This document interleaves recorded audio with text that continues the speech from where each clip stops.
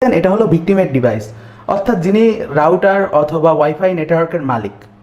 তো এখন তার ডিভাইসটি হ্যাক করতে গেলে তার যে এই জায়গায় যে ওয়াইফাইটা রয়েছে এই ওয়াইফাইটাকে আমাদের প্রথমে জ্যাম করতে হবে, এবং এটা যখন জ্যাম হয়ে যাবে তখন তার সামনে একটি ফেক ওয়াইফাই অ্যাক্সেস পয়েন্ট আনতে হবে, যেটা কিনা সেম নামেরই হবে, এবং তারপর সে ভাববে ওইটা তার ওয়াইফাই।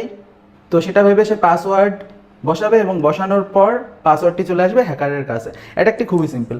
তো ফার্স্ট অফ অল আমাদের এটাকে সিলেক্ট করে নিতে হবে। তো সিলেক্ট করলে এই জায়গায় দেখতেছেন গ্রিন হয়ে আইছে, এবং এরপর স্টার্ট দি অর্থারিং এটার উপর প্রেস করতে হবে।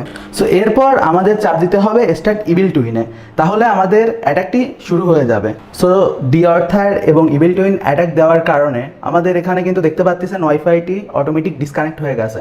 তো আমরা পুনরায় এখন আমাদের ভিক্টিমের ডিভাইসে লগইনে ট্রাই করতেছি। তো লগইনে ট্রাই করলে আমাদের সামনে এরকম একটি মেসেজ শো হবে যে অ্যাক্সেস পয়েন্ট রেস্কিউ মোড আর ফার্মওয়্যার আপডেট